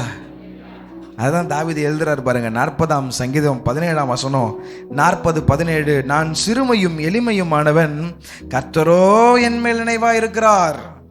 தேவரீர் என் துணையும் என்னை விடுவிக்கிறோமா இருக்கிறீர், என் தேவனே தாமதியாதையும். தன்னுடைய வாழ்க்கையில் எத்தனையோ அனுபவங்களை தாண்டி வந்தவர். நல்ல கவனிங்க, தன்னுடைய வாழ்க்கையில எத்தனையோ அனுபவங்களை தாண்டி வந்தவர். எத்தனையோ கண்ணீரின் பாதைகளை கடந்து வந்தாலும் இந்த தாவீது கர்த்தர் மேல் வைத்திருந்த நம்பிக்கை கொஞ்சம் கூட குறைஞ்சு போவே இல்லையாங்க. அல்லேலூயா. வார்த்தையால் விவரிக்க முடியாத அளவிற்கு தீமைகள் தன்னுடைய வாழ்க்கையை சூழ்ந்திருந்தாலும், காரிருள் போன்ற கஷ்டங்கள் அவன் வாழ்க்கையை நிரப்பி இருந்தாலும், தாவீதுக்கு கர்த்தர் மேல வைத்திருந்த நம்பிக்கை கொஞ்சம் கூட குறைஞ்சு போல. இன்னைக்கு நம்மளால சொல்ல முடியுமா? ஒரு சின்ன பிரச்சனை வந்தா போதும், ஆண்டவர் எனக்கு என்ன பண்ணிட்டார், ஆண்டவர் கண்ணும் இல்லை, மூக்கம் இல்லை, காதும் இல்லை, ஒன்றும் இல்லை, சர்ச்சைக்கு வரமாட்டேன், வேத வாசிப்பு கட்டு, பாஸ்டர் கிட்ட பேசுறது கட்டு, சபை கூடி வர்றது கட்டு, எல்லாமே கட்டு. ஹலோ, சத்தமா ராமன் சொல்லுங்க. ஆமா, கொஞ்சம் பிரச்சனை வந்தா போதும், உடனே எல்லாம் போதும், என்ன எல்லாம் போதும். சிலருக்கெல்லாம் பாக்கெட் எப்பவுமே ஃபுல்லா இருக்கணும். பாக்கெட் எப்பவுமே, புரியுது உங்களுக்கு? பர்ஸ் எப்பவுமே ஃபுல்லா பெருசாவே வச்சுக்கோங்களேன், நல்ல பாட்டு வரும், சந்தோஷமா இருப்பேன், எப்பொழுதும் சந்தோஷமா இருப்பேன். பர்ஸ் எப்பவுமே ஃபுல்லா இருக்கணும், பேங்க் எப்பவுமே ஃபுல்லா இருக்கணும், வீட்டில் சாப்பாடு எப்பவுமே இருக்கணும், எப்பவுமே கறி குழம்பு இருக்கணும், எப்பவும் எல்லாம் இருக்கணும். கொஞ்சம் எதனா குறைஞ்சாலும் உடனே ஆத்திரம், ஸ்தோத்திரம் வராது, உடனே ஆத்திரம் தான் வரும். அது இல்லைங்க. இந்த தாவீது எத்தனையோ அனுபவங்களை வாழ்க்கையில சந்திச்சாலும் தாவீதுக்கு கர்த்தர் மேல் வைத்திருந்த நம்பிக்கை கொஞ்சம் கூட குறைஞ்சு போகவே இல்லையா. அல்லேலூயா. பாருங்க, அதை ரொம்ப அழகா விவரித்து 40ஆம் சங்கீதம் 16ஆம் வசனத்தில் எழுதுறாரு பாருங்களேன். எத்தனையோ அனுபவங்களை கடந்து வந்தாலும் அவர் சொல்றார், உம்மை தேடுகிற அனைவரும் உமக்குள்ளே மகிழ்ந்து சந்தோஷப்படுவார்களாக. 34ஆம் சங்கீதம் 1ஆம் வசனத்திலிருந்து 6ஆம் வசனம் வரை அவர் சொல்லுகிறார், கர்த்தரை நான் எக்காலத்திலும் ஸ்தோத்தரிப்பேன், அவர் துதி எப்பயாவது என் வாயில இருக்கும் சொல்லல. என்ன சொல்றாரு? சத்தமா சொல்லுங்க, எப்பொழுதும் என் வாயில இருக்கும். எக்காலத்திலும் என்ற வார்த்தைக்கு அர்த்தம் உயர்வானாலும் தாழ்வானாலும் மரணமானாலும் ஜீவனானாலும் எப்பேற்பட்ட அனுபவம் என் வாழ்க்கையில வந்தாலும் நான் ஆராதிக்கிற கர்த்தர் நல்லவர். எத்தனை பேரால இந்த ராத்திரி அதை சொல்ல முடியும்? கையை அசைத்து ஒரு ஆமென் சொல்லுங்க பாப்போம். அல்லேலூயா. கர்த்தருக்குள் என் ஆத்துமா மேன்மை பாராட்டும், சிறுமைப்பட்டவர்கள் அதை கேட்டு மகிழ்வார்கள். எல்லாம் சொல்றாரு. இப்ப கர்த்தருக்குள் என் ஆத்துமா மேன்மை பாராட்டும் என்று சங்கீதக்காரனாகிய தாவீது சொல்லுகிறது போல, கர்த்தரின் சமூகத்தை தேடி இந்த ராத்திரி வந்திருக்கிற உங்களை அவர் நிச்சயமாய் மகிமைப்படுத்துவார். உங்கள் கூக்குரலை அவர் கேட்பார், கண்ணீருக்கு பதில் தருவார் என்பதில் எந்த மாற்றமும் அல்ல. நல்ல ஒரு ஆமென் சொல்லுங்க பாப்போம். அல்லேலூயா. அவர் நம்முடைய கூப்பிடுதலை கேட்கிறார். தானியேல் 9ஆம் அதிகாரம் 23ஆம் வசனம் சொல்லுகிறது. தானியேல் 9:23, நீ மிகவும் பிரியமானவன், ஆதலால் நீ வேண்டிக் கொள்ள தொடங்கிய போதே கட்டளை வெளிப்பட்டது. அல்லேலூயா. என் செய்தியின் தலைப்பு நான் என்ன சொன்னேன்? நம் கூப்பிடுதலை கேட்கிறார். நம்பிக்கை இருக்கா? கேட்கிறார். நம்பிக்கை இருக்கா? எத்தனை பேர் நம்புறீங்க கேட்கிறார்? ஐயா, நான் கூப்பிடலாம் கேட்பாரானா? கேட்கிறார். இயேசு கிறிஸ்துவுக்கு நேரம் பார்க்க மாட்டாரு, நீங்க என்ன கோத்திரம்னு பார்க்க மாட்டாரு. அதான் இயேசு கிறிஸ்துவுக்குள் ஆண் என்றும் இல்லை, பெண் என்றும் இல்லை, யூதன் என்றும் இல்லை, அவருக்கு எல்லாம் சமம். மனுஷன் தான் பார்ப்பான், கலரை பார்ப்பான், நிறத்தை பார்ப்பான், இன்னும் என்னென்னதையோ பார்த்துட்டு இருப்பான், ஜாதியை பார்ப்பான், எதை பார்ப்பான், எல்லாம் கண்ட குப்பையும் பார்த்துட்டு இருப்பான். அதான் மனுஷன். ஒரு நாள் ஒரு ஆப்பிரிக்கா தேசத்தை சார்ந்த ஒரு சகோதரன் என்ன பண்ணாரா கவனிங்க. ஆப்பிரிக்கா தேசத்தை சார்ந்த சகோதரன் நல்ல கர்த்தரை ஆராதிக்கிற மனுஷன், வைராக்கி நிறைந்த மனுஷன். ஒரு நாள் அவருக்கு நல்ல ஒரு ஆஃபர் கிடைச்சது. அதனால ஆப்பிரிக்கா தேசத்துல இருந்து இங்கிலாந்து போவதற்கு ஒரு வாய்ப்பு கிடைச்சது. அது அந்த நாள் ஒரு ஞாயிற்றுக்கிழமை, ஒரு ஓய்வு நாள். இந்த மனுஷன் என்னன்னா ஓய்வு நாளில் எங்கேயும் எவ்வளோ முக்கியமான வேலை இருந்தாலும் அவர் முதல்ல போகிற இடம் சபை, சர்ச். போய் நல்ல கர்த்தர் ஆராதிக்கணும். ஏன்னா அந்த மனுஷன் கர்த்தர் மேல் வைத்திருந்த நம்பிக்கை அவ்வளோ பயங்கரமா இருந்தது. அப்போ வேற வழியே இல்லை, இங்கிலாந்துக்கு போனோம். போய் ஹோட்டல்ல இறங்கிட்டு பேக்கெல்லாம் வச்சுட்டு முதல்ல நல்லா குளிச்சுட்டு கோட்டு சூட்டெல்லாம் போட்டு அங்க மேப்பை தேடி பார்த்தா ஒரு சர்ச்சு பக்கத்துல இருந்துச்சான். கடகடன்னு சர்ச்சுக்கு போய் இன்னைக்கு கர்த்தரை ஆராதிச்சே ஆகணும். அப்படின்னு உள்ளே போய் வாசலை திறந்தா 2 பேர் தடுத்து நிறுத்திட்டாங்களாம், நீ உள்ளே வரக்கூடாது அப்படின்னு. இவனுக்கு ஷாக் ஆயிடுச்சு. ஏன்னா என்ன டைமுக்கு தப்பாக வந்துட்டேன்னா, இல்லை கரெக்டாக வந்துருக்கிறேன், என்ன பிரச்சனைன்னு கேட்டால், இல்லை அதெல்லாம் ஓகே, இது வெள்ளையர்கள் மாத்திரம் ஆராதிக்கிற ஸ்தலம், கருப்பனுக்கு இங்கே இடம் இல்லை, போயிட்டு விடான்ட்டாங்களாம். இவனுக்கு கொஞ்சம் தூக்கி போட்டுருச்சான். ஆண்டவரே என்ன ஆண்டவர், பைபிளை தான் பிரிச்சானுங்க, இப்படியும் நிறத்தையும் பிரிச்சிட்டானுங்களா அப்படின்னு இன்னைக்கு ஆண்டவர் ஆராதிச்சு ஆகணும்னு சொல்லி இன்னொரு பக்கம் வழி இருந்துச்சான். அந்த பக்கம் போகலான்னு பார்த்தா அங்கேயும் 2 பேர் பாடி கார்ட்ஸ் பிடிச்சிட்டாங்களாம். நீ இப்படி இந்த இடத்த சார்ந்தவன் அல்ல, இது வெள்ளையர்கள் மாத்திரம் ஆராதிக்கிற ஸ்தலம், கருப்பு நிறத்த ஆளுக்கு இங்கே எந்த இடமும் கிடையாது, தயவு செஞ்சு வீட்டுக்கு போயிட்டு வா, பிரச்சனை பண்ணதான்ட்டாங்களாம். இவனுக்கு கொஞ்சம் ரொம்ப மனசு உடஞ்சவன், எப்படியாவது கர்த்தரை ஆராதிச்சு ஆகணும்னு சொல்லி அந்த பக்கம் போய் அங்கே போனாலும் அங்கேயும் தடுத்து நிறுத்திட்டாங்களாம். மனசு உடஞ்சி போனவன் சர்ச் வாசல்ல இருந்து ஓன்னு கதறி அவன் தலையில் அடிச்சு அழுதா. இப்போ ஆண்டவரை தரிசனத்தில் இறங்கி வந்துட்டாரான். அவனை சொல்ற, ஏன்பா அழுவுற அப்படின்னா அவன் சொன்னான், ஆண்டவரே கடந்த 20 நிமிஷமா ட்ரை பண்றேன் உள்ள போறதுக்கு, படுபாவிங்க உள்ளே விட மாட்டானுங்க அப்படின்னு ஓன்னு அழுத. ஆண்டர் ஷோல்டரை தட்டிட்டு சிரிச்சுட்டே சொன்னாரான், நீயாச்சும் 20 நிமிஷம், நான் கடந்த 20 வருஷமா ட்ரை பண்றேன், என்னைய உள்ள அவனுங்க உன்னை எப்படா விடுவானுன்னு கேட்டான். சத்தம் வராமன்னு சொல்லுங்க பாப்போம். மனிதன் முகத்தை பார்க்கிறான், ஆனால் உங்கள் இருதயங்களை அவர் அறிந்திருக்கிறார், உங்கள் கூக்குரலை கேட்கிறார். அல்லேலூயா. இப்போ இந்த தாவீது ஒரு நல்ல பாட்டுக்காரர் மாத்திரம் கிடையாது. தாவீதுன்னொன்னே பாட்டு, நல்ல பாட்டுக்காரர், சூப்பரா பாட்டு எழுதுறவர், நல்லா தீர்க்கதரிசி, நல்ல ஒரு யுத்த புருஷன். ஆனா இதெல்லாம் தாண்டி கர்த்தருடைய வழியில நடத்துகிற ஒரு நல்ல போதகனாகவும் காணப்பட்டார். ஒரு ஆமென் சொல்லுங்க பாப்போம். உங்களுக்கு ஒரு நல்ல போதகரை கர்த்தர் கொடுத்திருக்கிறார். ஒரு ஆமென், ஒரு அல்லேலூயா. ஒன்றும் வாயில வராது. ஆமா, நல்ல ஒரு மெய்ப்பரை கர்த்தர் கொடுத்திருக்கிறார். ஆமென் சொல்லுங்க பாப்போம். அப்போ இந்த மெய்ப்பருக்கு அடங்கி போவது என்பது தேவ சுத்தம். சத்தமா ஆமென் சொல்லுங்க பாப்போம். ஒரு ஆமென் சொல்லுங்க. நான் இங்க நிக்கிறேன், ஒரு ஊழியக்காரனா நிக்கிறேன்னு சொன்னா சும்மா டமால்னு மைக்கு கொடுத்து எங்க அப்பா பிரசங்கம் பண்ண வைக்கல. மெய்ப்பருக்கு அந்த ஆடு அடங்கி போகும்போது, அந்த மெய்ப்பனுடைய சத்தத்தை கேட்கும் போது, அந்த மெய்ப்பனுக்கு எல்லா வகையிலும் தாழ்ந்து அந்த மெய்ப்பனுக்கு உதவியா இருக்கும் போது, ஏற்ற நேரத்தில் கர்த்தர் நம்முடைய வாழ்க்கையை உயர்த்தவர் போதுமானவர் இருக்கிறார். ஒரு நல்ல மெய்ப்பனை கர்த்தர் கொடுத்துருக்குறார். அப்போ உங்களுடைய கடமை என்னன்னா, அந்த மெய்ப்பனோட இணைஞ்சு ஓடணும். இந்த ஆடு, இந்த மெய்ப்பன் முன்னாடி போவார், அந்த ஆடெல்லாம் எங்கே போனால் பின்னாடி தான் போகும், குடு முன்னாடி ஓடாது. ஒரு அல்லேலூயா சொல்லுங்க பாப்போம். ஆமா, மெய்ப்பரை பாட்டு எத்தனை பேர் கேட்டீங்க? நிறைய பேருக்கு தெரியுமான்னு தெரியல. இல்லைன்னா யூடியூப்ல போயிட்டு மெய்ப்பரை என் பேர் போட்டிங்கன்னா வரும் அந்த பாட்டுக்கு. அந்த பாட்டை ஷூட்டிங் எடுக்கும் போது ஆடெல்லாம் வச்சு எடுத்துட்டு இருந்தோம். எனக்கு ரொம்ப ஆச்சரியம் என்னன்னா, அந்த மெய்ப்பெண் பின்னாடி தான் உட்காந்துட்டு இருந்தார். அந்த மெய்ப்பனுடைய சத்தத்துக்கு மட்டும்தான் நாடு செவி கொடுக்குது. நாங்கள் விசிலடிச்சு பார்க்குறோம், இங்கே வான்றோம், ஒன்றும் இல்லை. ஆனால் அந்த மெய்ப்பன் ஒரு சின்ன சத்தம் போட்டால் போகுது, இப்படி போனால் போகுது, இப்படி வானா வருது. அப்போ ஒரு நல்ல மெய்ப்பரை கர்த்தர் கொடுத்துருக்கிறார். அல்லேலூயா. உங்களுடைய கடமை, நம்முடைய கடமை, இந்த மெய்ப்பனுக்கு பின்னாடி அவன் அழகாக செல்லுவோமானா பசும்புல்லுக்கு கர்த்தர் நம்ம நிச்சயமாய் நடத்த அவர் போதுமானவராக இருக்கிறார். அல்லேலூயா.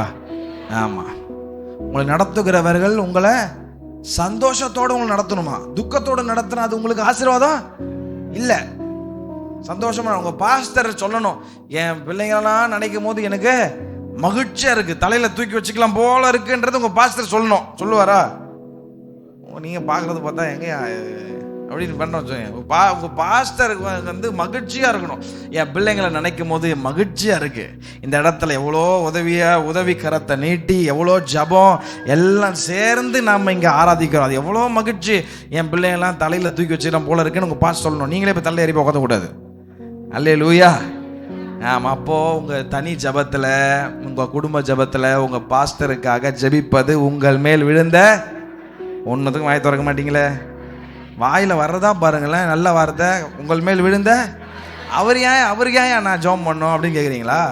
ஒரு சின்ன சீக்ரெட் சொல்லி கொடுக்குறேன். பாஸ்டர் என்கிட்ட எதையும் சொல்லலை, நீங்கள் எல்லாம் அங்கே பார்க்காதீங்க. நிறைய பேர் கண்ணு அப்படியே பார்த்துட்டு இருக்கு, வேறு ஏதாவது சொல்லி கூப்பிட்டு வந்துருப்பார் போல, தான் இவன் ஓவராக பேசுகிறான் அப்படின்னு. என் மனைவிக்கு அவங்க ரொம்ப அடிக்கடி பேசுவாங்க. நான் மேபி ஹார்ட்லி கொஞ்ச நாள் தான் பார்த்துருக்குறேன். ஆவியானவர் சொல்லுகிறதை காது உள்ளவன் கேட்க கடவன். ஆமென்.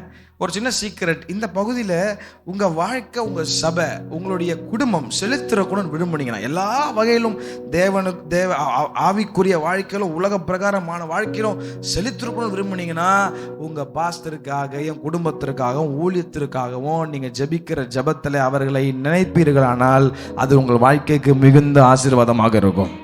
ஒரு அல்லேலூயா, ஒரு ஆமென். ஆமாம், நீங்கள் ஜெபம் பண்ணும்போது அவர் நல்லா இருப்பார், அவர் நல்லா இருந்தால் நீங்கள் நல்லா இருப்பீங்க, நீங்கள் நல்லா இருந்தால் அவர் நல்லா இருப்பார், நீங்கள் 2 பேரும் நல்லா இருந்தீங்கன்னா அந்த கும்முடி பூண்டியும் நல்லா இருக்கும். ஒரு அல்லேலூயா, ஆமென். ஆமாம், என்னென்னலாம் சொல்லி உங்களை உற்சாகப்படுத்த வேண்டியதாக இருக்கு. பாருங்க, சத்தவர் ஆமென் சொல்லுங்க பார்ப்போம். அப்போது உங்களை நடத்துகிறவர்கள் உங்களை சந்தோஷத்தோடு நடத்தணும். அல்லேலூயா. ஆமாம், மைப்பன் கொட்டுறாருன்னா அது என் தலைக்கு எப்படி இருக்குதா, எப்படி இருக்கா, எப்படி இருக்கு, என்னை கொட்டுருவார் அவரு அப்படின்னா மாதிரி பார்க்கக்கூடாது.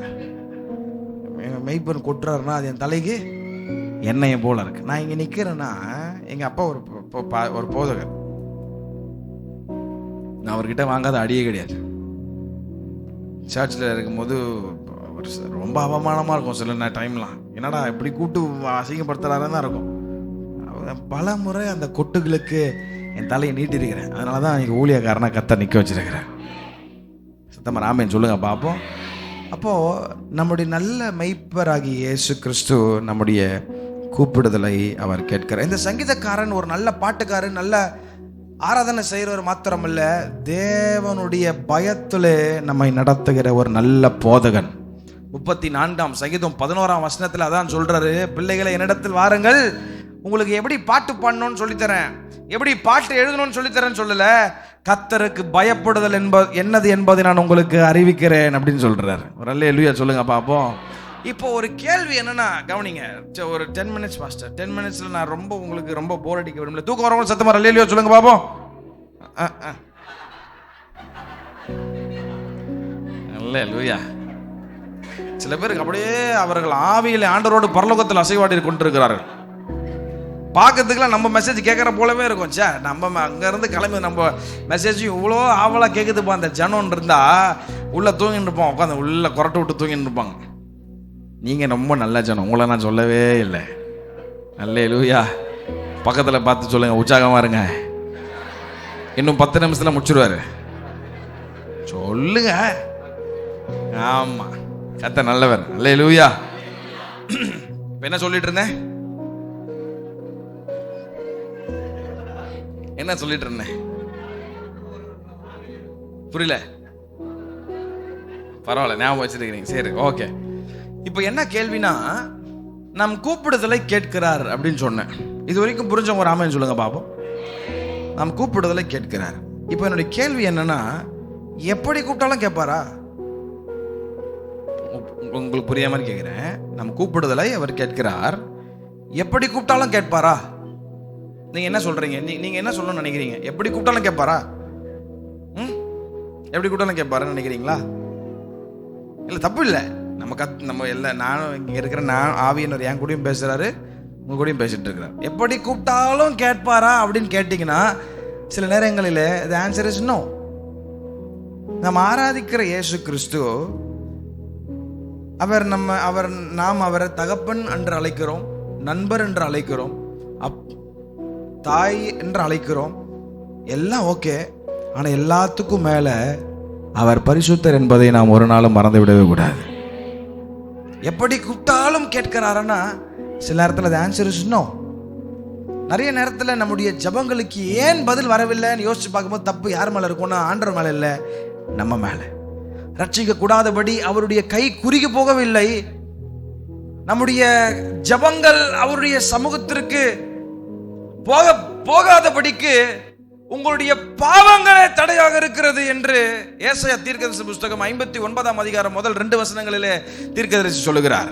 அப்ப எப்படி கூப்பிட்டாலும் ஆண்டவர் கேட்கிறானா? சில நேரத்தில் கிடையாது. இந்த சங்கீதக்காரன் ஒரு 3 காரியத்தை இந்த சங்கீதத்துல இருந்து நான் உங்களுக்கு சொல்ல விரும்புறேன். முதல் காரியம், எப்படி கூப்பிட்டா கேட்பாருன்னா, எப்படி கூப்பிட்டா நம்ம பக்கம் சாய்வார்னா, முதல்ல மனத்தாழ்மையோடு கூப்பிடும் போது. சொல்லுங்க பாப்போம். சத்தமா சொல்லுங்க. ரெண்டாவது, மனம் திரும்பி கூப்பிடும் போது கேட்கிறாராம். எப்படி கேட்கிறாரா சொல்லுங்க? மனம் திரும்பி. ஆமா. மூன்றாவது, தேவ சித்தம் செய்ய வாஞ்சிக்கும் போது நம்ம சத்தத்தை கேட்கிறாராம். தேவ சித்தம் செய்ய. ஆமா. நான் 3 காரியம் உங்களுக்கு ரொம்ப சிம்பிளா தான் சொல்லியிருக்கிறேன். எல்லா கூப்பிடுதலும் கேட்கிறாரா, எல்லா ஜபத்தையும் கேட்கிறாரான்னா சில நேரத்தில் ஆன்சர் இஸ் நோ. நம்ம உள்ள இன்னும் மாற வேண்டியது நிறைய இருக்கு. எல்லா அக்கிரமத்தையும் உள்ள வச்சுட்டு, எல்லா பாவத்தையும் உள்ள வச்சுட்டு நான் கர்த்தரை கேட்கும் போது அவர் எல்லாத்துக்கும் செவி கொடுக்கிறாருன்னா கிடையாது. முதல்ல மனத்தாழ்மையோடு கூப்பிடுவேன். சத்தமா சொல்லுங்க.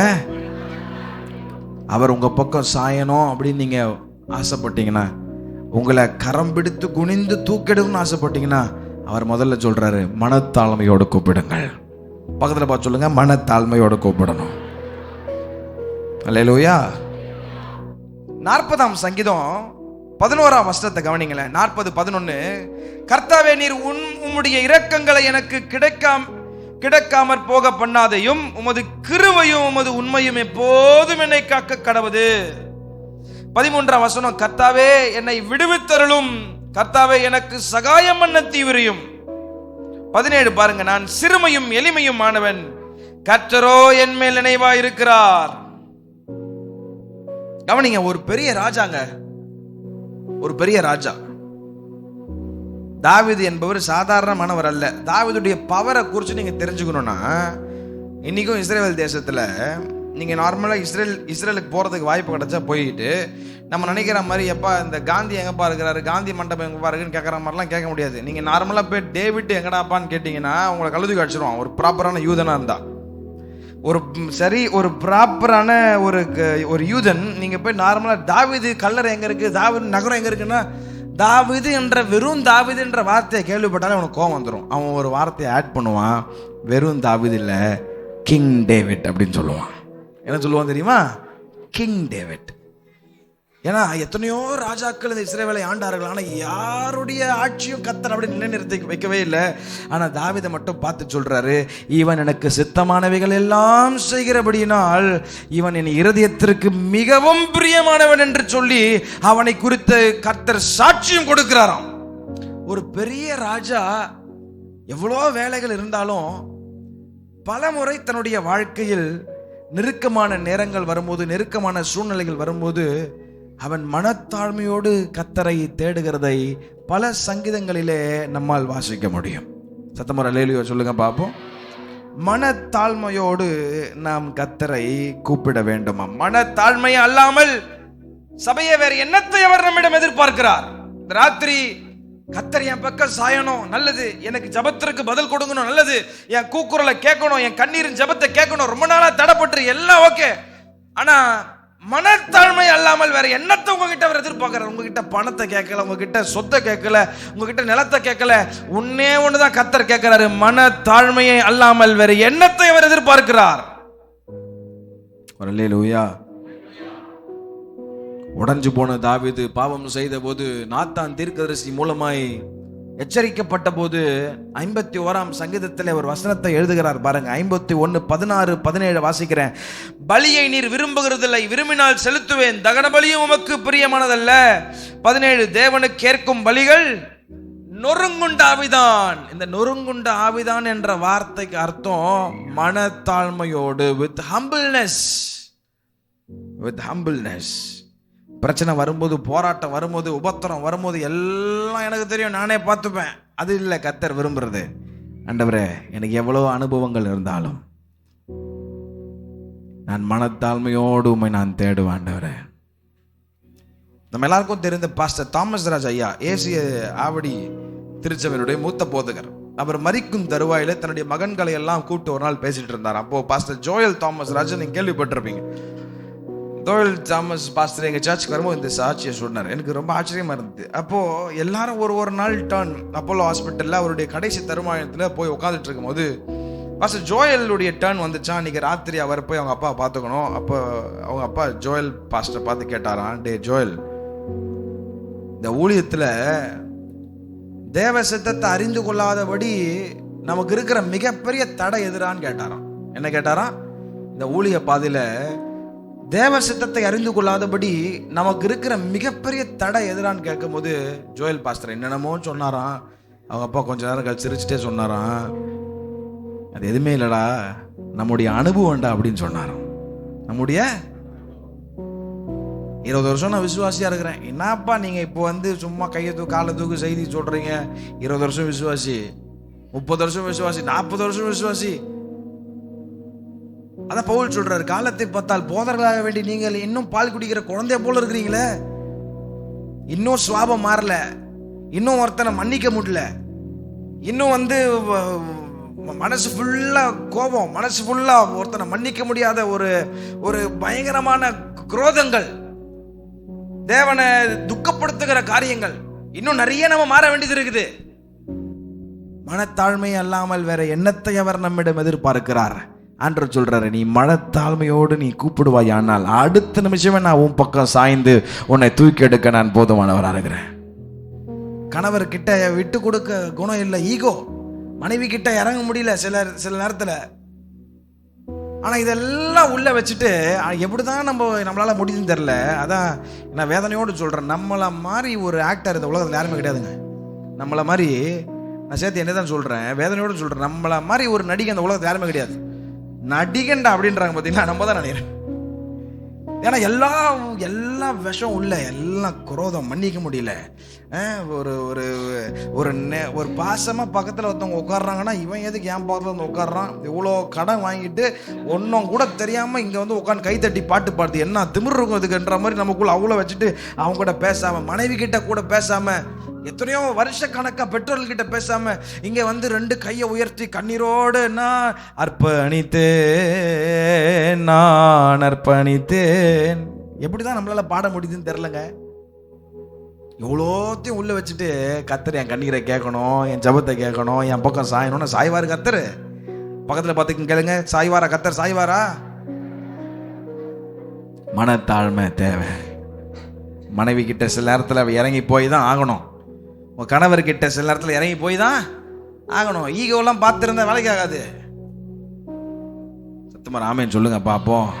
ஐயா இம்புட்டு நேரம் நல்லா பேசினியா, இப்போ என்ன கொஞ்சம் கண்டிஷன்லாம் போடுறீரு அப்படின்னா, வேதத்தில் கொடுக்கப்பட்ட எல்லா வாக்கு தத்தங்களுக்கு பின்பதாக ஆண்டவர் சில கட்டளைகளை வைத்திருக்கிறார். வாக்கு தத்தங்கள் உண்மையாகவே பெரியதுதான். ஆனா வாக்கு தத்தங்களை விட இந்த வாக்கு தத்தத்தை பெறுவதற்கான கட்டளைகளை நாம் கடைபிடிப்போமானால் ஆண்டவர் நம்மில் பிரியப்படுவார் என்பதில் எந்த மாற்றமும் அல்ல.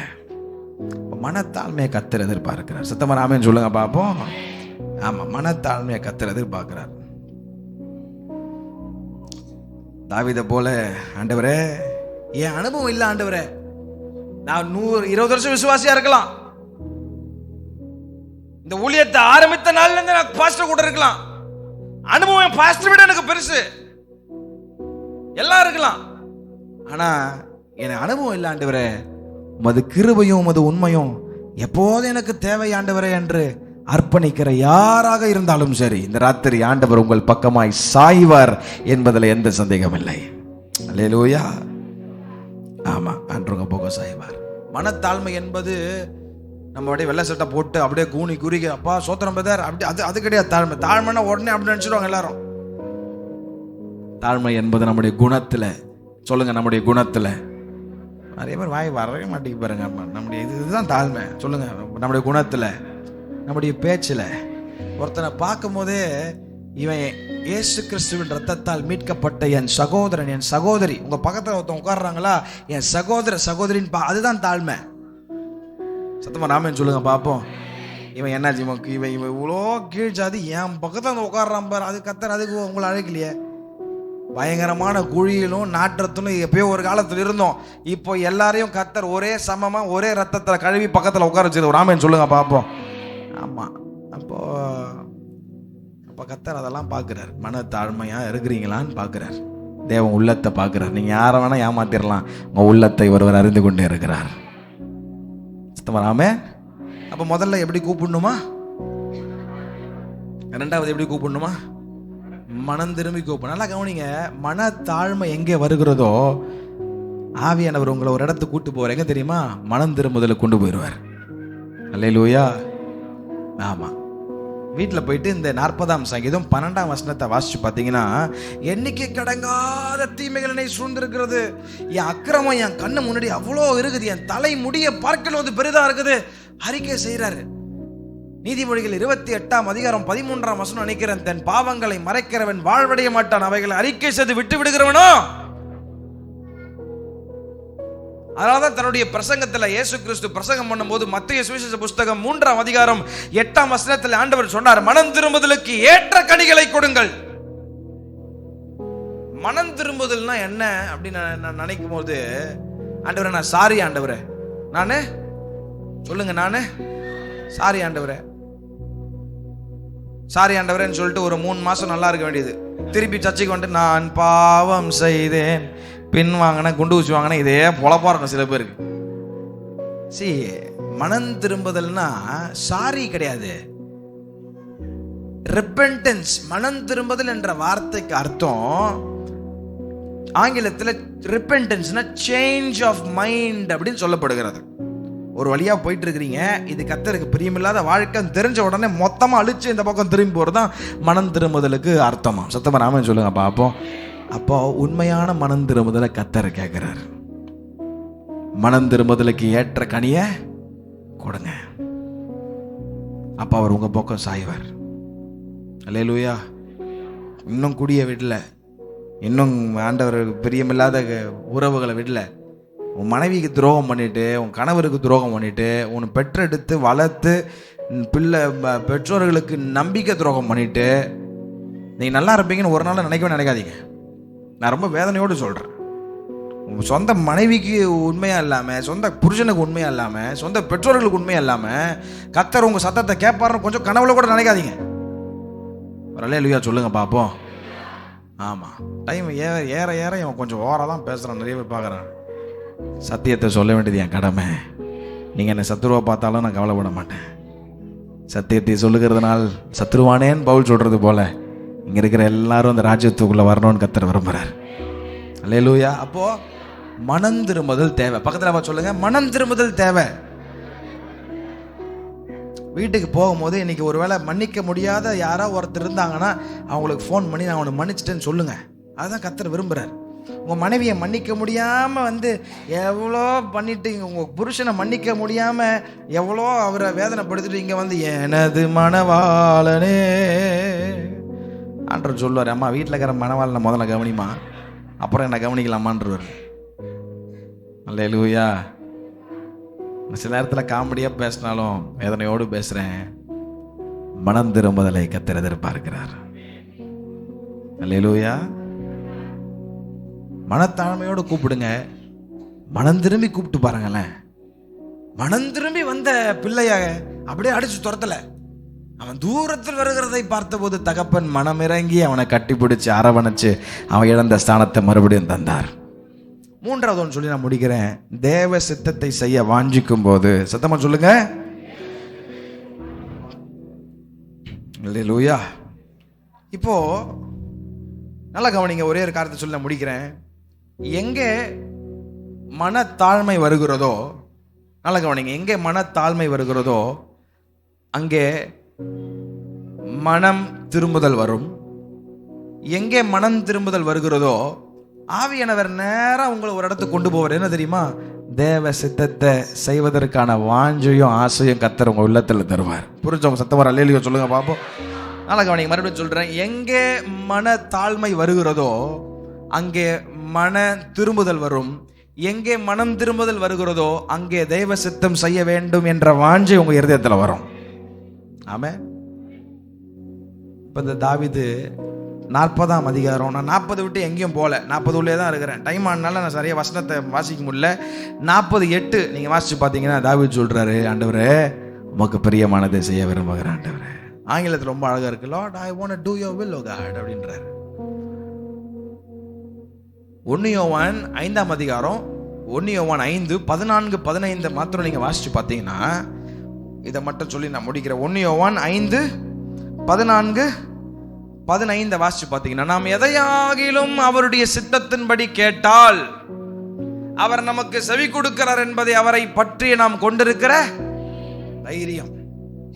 அப்ப எதாயிலும் எதை கேட்டாலும் குத்து வரானா இல்லை, அவர் சித்தத்தின்படி கேட்டா கொடுப்பார். பக்கத்துல பார்த்து சொல்லுங்க, அவர் சித்தத்தின்படி கேட்டா கொடுப்பார். ஆண்டவரே, அந்த 3வது தெருவில் இப்பதான் புதுசா கடை ஆரம்பிச்சிருக்கலாம், பிரியாணி கேட்டான், ஒண்ணுமெல்லாம் போன ஆண்டவரே, நீ ஜோம் பண்ற ஆட்கள் இருக்கிறாங்க. உண்மையா ஒரு நாள் நானும் எங்க அப்பா ஒரு இதுக்கு ஒரு கடை பிரதிஷ்டைக்கு போயிட்டு அங்கே ஒருத்தர் ஜோம் பண்ற, ஆண்டவரே இதே காம்ப்ளெக்ஸ்ல 5வது கடை வச்சிருக்கிறவன் நாசமா போன ஆண்டவரே. பண்றது யாருன்னா ஒரு ஊழியக்காரர். நான் கொஞ்ச நேரம் கொஞ்சம் ஷாக் ஆகிட்டேன். ஆமாம், ரீசெண்டாக வீடியோ பார்த்துருப்பீங்களான்னு தெரில, ஒரு அம்மா, நம்ம தமிழ்நாடு தான், இந்த பைபிள் பெருசாக இப்படி இருக்குது, ஒரு பாட்டி, ஒரு வயசான அம்மா, யார்கிட்ட கடன் வாங்கியிருக்குது, கடன் கொடுக்க முடியல, கடன்காரன் வந்து கேட்டுருக்கிறான், கடன்காரன் வந்து தொல்லை போடணும், இந்த அம்மா பைபிள் வச்சுக்கணும், அண்ட் நஸ்ரனாகி இயேசு கிறிஸ்துவின் நாமத்தினால் கெட்ட வார்த்தை சொல்லி இயேசுவின் நாமத்தை நாசமாக போன ஆண்டவர். நான் நினச்சிக்கிறேன், படுபாவி நீ தான் நாசமாக போய் இவ்வளோ கெட்ட வார்த்தை வாயிலிருந்து வருதே. அல்லேலூயா. நாம எதாகிலும் அவர் சித்தத்தின்படி கேட்டால் அவர் நமக்கு செவி கொடுக்கிறார். அப்போ உங்க பக்கமா அவர் சாயணும்னு விரும்புறீங்களா? இந்த 3 காரியம் பண்ணணும். மனத்தாழ்மையோடு கூப்பிடுங்க, மனம் திரும்பி கூப்பிடுங்க, தேவ சித்தம் செய்ய வாஞ்சிங்க. உங்க பக்கமா அவர் சாய்வார், உங்களை இன்னும் கட்டுவார், இந்த சபைக்கு உங்களை ஆசீர்வாதமா வைப்பார், இந்த பகுதிக்கு உங்களை ஒரு கலங்கர விளக்காய் கர்த்தர் பயன்படுத்துவார், உங்களை கொண்டு பல ஆத்துமாக்களை கர்த்தர் சந்திப்பார். நான் தீர்க்கதரிசனமா சொல்றேன், ஒருவேளை இதை புதுசா கட்டின இடமாவே இருக்கலாம், ஆனா இந்த இடம் உங்களுக்கு போதாது, உங்க எல்லைகளை கர்த்தர் இன்னும் விரிவாக்குவார். அல்லேலூயா. ஆமா, உங்க கிரவுண்ட் ஃப்ளோரை நான் பார்த்தேன், உங்க கிரவுண்ட் ஃப்ளோரும் ஃபுல்லா நிரம்பும், இதுவும் நிரம்பும், மேலையும் நிரம்பும், இதிலும் பெரிதான, நான் சும்மா புடுபுடுப்புக்காரன் சொல்லல, சத்திய வேத வசனம். அவரை நம்புகிற உங்களுடைய எல்லைகளை இந்த புதிய வருஷத்துல கர்த்தர் விரிவாக்கி தருவாராக. பல 1000 ஆத்துமக்களை உங்க சபையில கர்த்தர் கொண்டு வரட்டும். அல்லேலூயா. அதுக்கெல்லாம் பண்ணுன்னா நீங்க தேவ சமூகத்துல காத்திருந்து உங்க பாஸ்டரோட இணைந்து இந்த ஊழியத்தை செய்து பாருங்க. நீங்கள் வெட்கப்பட்டு போகாதபடி உங்களை தலை நிமிர செய்வார். இருக்கிற இடத்துல 7 மணி இருக்கலாம். நான் உங்களுக்காக ஜெபம் பண்ண ஆசைப்படுறேன். ஆண்டவரே, இந்த ராத்திரி எனக்காக உங்களுடைய சத்தம் புறப்பட்டு வந்தது. என் கூக்குரலை கேட்குறீங்களே ஆண்டவரே. நான் நம்புகிறவங்க கூட என் கூக்குரலை கேட்கல, ஆனால் நீங்கள் கேட்குறீங்க. நான் அர்ப்பணிக்கிறேன். எனக்காக ஜெபிங்க பாஸ்டர். இந்த வார்த்தை எனக்கு நேராக புறப்பட்டு வந்தது. தாழ்மையே இருக்க மாட்டேங்க எனக்கு. நான் இறங்கி போகணும்னு நினைக்கிறேன், ஆனால் என் அனுபவம் தடுத்துருது. நிறைய தடவை என் அனுபவம் தடுத்துருது. மனம் திரும்ப நினைக்கிறேன், ஆனா சில நேரத்தில் மனம் திரும்ப முடியல.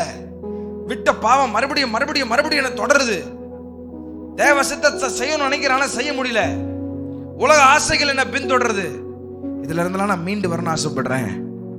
பரிசுத்த ஆவியானவர் சொல்லுகிறார் யோவான் 15 என்னில் நிலைத்திருங்கள். என்னில் நிலைத்திருந்தால் நீங்கள் மிகுந்த கனிகளை கொடுப்பீர்கள். இந்த வார்த்தை எனக்கு நேராக புறப்பட்டு வந்தது. என்னை அர்ப்பணிக்கிறேன்னு சொல்றவங்க மாத்திரம் வலது கரத்தை உயர்த்தி, மகா இரக்கமும் கிருபையும் பரிசுத்தம் நிறைந்த எங்கள் பரலோக தகப்பனே, உம்முடைய வார்த்தை அனுப்பினீர், எங்களோடு இடைப்பட்டதற்காக ஸ்தோத்திரம். கரங்களை உயர்த்தி அர்ப்பணிக்கிற ஒவ்வொரு பிள்ளைகளையும் கர்த்தர் நீ கண்ணோக்கி பார்க்கிறதற்காக நன்றி. கரத்தை பிடித்து நீ தூக்கி எடுக்கிறதற்காக ஸ்தோத்திரம். இந்த நாளில் ஆண்டவரை அர்ப்பணிக்கிற ஒவ்வொரு பிள்ளைகள் மேலும் தேவ இரக்கம் இறங்கும்படி நான் ஜெபிக்கிறேன். உங்க சமாதானம் ஒவ்வொரு இருதயங்களை நிரப்பும்படி நான் ஜெபிக்கிறேன். இங்க இருந்து போகும்போது உடைய பிள்ளைகள் விடுதலையோடு போகட்டும்பா. துக்கத்தோடு அல்ல, மகிழ்ச்சியாக இங்க இருந்து போகும்போது இதுவரைக்கும் இல்லாத ஒரு தேவ சமாதானத்தை பெற்றுக்கொண்டு இங்க இருந்து போகட்டும். அன்பு பாஸ்டரையும் குடும்பத்தையும் இந்த ஊழியத்தையும் மனதார ஆசீர்வதிக்கிறேன். இடம் கொண்டு பெருகுவான்னு சொன்னீங்களே, அது எங்களுடைய கண்களில் நாங்கள் பார்க்கிறோம்பா. இந்த எல்லைகளை கர்த்தர் நீங்க விரிவாக்கி தருகிறதற்காக ஸ்தோத்திரம். அந்த அற்புதமான சாட்சிகளை நாங்கள் சீக்கிரத்தில் எங்கள் காதுகளில் கேட்க போவதற்காக ஸ்தோத்திரம். இந்த பகுதியில் நீர் மகனை தாசரை கொண்டு நீர் செய்து வருகிற எல்லா காரியங்களுக்காக ஸ்தோத்திரம். இது வெறும் ஆரம்பம் தான். இன்னும் பல காரியங்களை கர்த்தர் உங்க மூலமா செய்வார். பாஸ்டர், உங்க பாஸ்டரமா பிள்ளைகளும் நீங்க முன்னாடி வரும்படி நான் கேட்கிறேன். எல்லாருடைய வலது கரத்தை இவர்களுக்கு நேராக நீட்டி, ஐ ரெக்வெஸ்ட் பிரைசி to come forward and pray. Come please come. பிள்ளைங்க பாஸ்டர்மா எல்லாம் வந்துருங்க. உங்களுடைய கரங்கள் எல்லாம் ஆண்டவருக்கு நேராக உயர்த்தப்படட்டும். ஆமென் ஆமென் ஆமென். ஜோம் ஒன்று வாங்க, இருக்கிறவங்க மட்டும் வந்துருங்க. ஆமாம் வாங்க வாங்க. ஜோ பிரைஸ் வரலாம், பரவாயில்ல, ஒன்றும் பிரச்சனை இருந்தால் வாங்க, இல்லை பிரச்சனை இல்லை. எல்லாரும் அவர்களுக்கு நேராக கையை நீட்டி கொஞ்ச நேரம் நல்லா ஸ்தோத்திரம் பண்ணுங்க பார்ப்போம். உங்கள் போதகருக்காய், ஆண்டவர் உங்களுக்கென்று கொடுத்துருக்கிற ஊழியருக்காக நல்ல கொஞ்ச நேரம் வாய் திறந்து ஸ்தோத்திரம் பண்ணுங்க. துதிங்க. நான் சொல்லி தான் நீங்கள் துதிக்கணும் அவசியமே இல்லை. நல்லா ஸ்தோத்திரம் பண்ணுங்க பார்ப்போம். நல்ல ஸ்தோத்திரம், நல்ல வாய் திறந்து ஸ்தோத்திரம், நல்ல ஸ்தோத்திரம். ஆண்டவரே, எங்க ஊழியருக்காக நாங்கள் ஜெபிக்கிறோம். உம்முடைய சித்தத்தின்படி நீர் வைத்திருக்கிற உம்முடைய தாசருக்காக ஸ்தோத்திரம் ஆண்டவரே. ஓ ஹalleluya. தாயின் கருவில் உருவாகும் முன்னே பிரித்தெடுத்து பெயர் சொல்லி அழைத்து ஜாதிகளுக்கு உன்னை தீர்க்கதரிசியாக மாற்றுவேன் என்று சொன்ன ஓ ஹalleluya. என் தேவனுடைய கரம் ஒவ்வொரு நாளும் உடைய பிள்ளைகளை பலப்படுத்துகிறதற்காக ஸ்தோத்திரம். அன்பு அக்காவை பலப்படுத்துகிறதற்காக ஸ்தோத்திரம். கொடுத்திருக்கிற பிள்ளைகளை நாங்கள் மனதார ஆசீர்வதிக்கிறோம். ஓ எல்லைகளை கர்த்தர் விரிவாக்கி தருவீராக. இந்த வார்த்தையை சொல்லுங்க, எல்லைகள் விரிவாக்கப்படட்டும். இந்த ஊழியத்திற்கு விரோதமாக எழும்ப நினைக்கிற எல்லா பொல்லாத மனிதர்களின் கிரியைகள், பொல்லாத சத்துருக்களின் ஆலோசனைகள் ஒன்றும் இல்லாமல் போவதாக. இந்த இடத்துல ஒரு மிகப்பெரிய மாறுதலை உம்முடைய தாசர் மூலமாய் நீர் செய்ய போகிறதற்காக கோடான கோடி ஸ்தோத்திரம். அப்போஸ்தலர்களுடைய கரங்கள் மூலமாய் அநேக அற்புதங்களை நீர் செய்தது போல இவர்கள் ஆண்டவரே உம்முடைய பிரசன்னத்தை சுமந்து செல்லுகிற எல்லா இடங்களிலும் ஒரு பெரிய மாற்றத்தை, ஒரு அற்புதத்தை கர்த்தர் வருகிற நாட்களில் இந்த ஊழியத்தில் கர்த்தர் நீர் செய்ய போகிறதற்காக ஸ்தோத்திரம். இன்னும் நான் மகிமைப்படுத்துவேன் என்ற வார்த்தையின்படி உம்முடைய அற்புதமான கரம் இப்போது இவர்களை அபிஷேகிக்கிறதற்காக ஸ்தோத்திரம். இதுவரைக்கும் இல்லாத ஒரு தேவ வல்லமை, இதுவரைக்கும் இல்லாத ஒரு தேவ தைரியம், இதுவரைக்கும் இல்லாத ஒரு தேவ வல்லமையால் கர்த்தருடைய பிள்ளைகளை நிரப்புகிறதற்காக ஸ்தோத்திரம். தைரியமாய் செயல்பட நீர் அக்கினியாய் அக்கினி ரதங்களோடு இந்த பிள்ளைகளை சுற்றி நிற்கிறதற்காக ஸ்தோத்திரம். அரபா கரமா சந்தோ ரிபலா ஹுரா சந்தலா ரபா. இவ்வளவு எதிரிகள் ஒருவேளை சூழ்ந்திருக்கிறார்களே ஊழியத்திற்கு விரோதமா என்று நினைக்கிற அந்த நிலைமெல்லாம் மாறுகிறதற்காக நன்றி. நீர் அக்கினி முதலாய் உம்முடைய பிள்ளைகளுக்கு துணையா இருக்கிறதற்காக ஸ்தோத்திரம். அப்போஸ்தலனாகிய பவுல் பேதுருவை போல உம்முடைய பிள்ளைகள் போகிற இடங்கள்ல மாற்றங்கள் நடக்கட்டும். மனதார ஆசீர்வதிக்கிறோம்ப்பா. தேவைகளை சந்தியும். இன்னும் ஏராள தேவைகள் இருக்கு. கதவுகள்லாம் திறக்கப்படட்டும். எதிர்பாராத இடங்கள்ல இருந்து கதவுகள் திறக்கப்படட்டும். ஆச்சரியமா நீங்க சந்திக்கிறதற்காக ஸ்தோத்திரம். நீண்ட நாளாய் பூட்டப்பட்டிருக்கிற சில கதவுகளை இந்த ராத்திரி நீங்க உடைக்கிறதற்காக நன்றி ஆண்டவரே.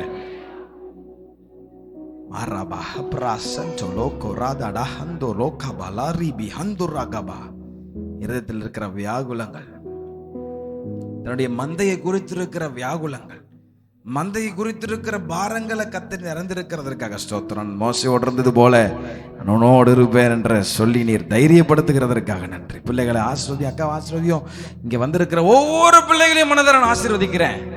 இருந்து போகும்போது உம்முடைய பிள்ளைகள் விடுதலையோடு போகட்டும். எல்லா சாபங்கள், பரம்பரை கட்டுகள், வியாதிகள் இந்த ராத்திரி இயேசுவின் நாமத்தினாலே உடைக்கப்படுவதா விடுதலையோடு போகட்டும்.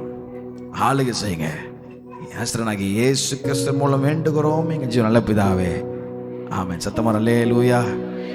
ரொம்ப நன்றி பாஸ்டர், உங்களோட இருந்து ஊழியம் செய்து ரொம்ப சந்தோஷம். மறந்துடாதீங்க, உங்க பக்கம் சாய்வாரு.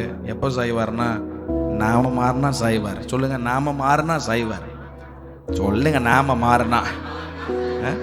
நீங்க ரொம்ப நல்ல ஜனம். உங்களை கொண்டு அவர் செய்யும் காரியங்கள் பயங்கரமா இருக்கும். நீங்க பக்கத்தில் பார்த்து சொல்லுங்க, நீங்க நல்லா இருப்பீங்க. ஆமா, கர்த்தர் நல்லவர். God bless you. கையை தட்டி இயேசுவுக்கு எல்லா மகிமை காணும்.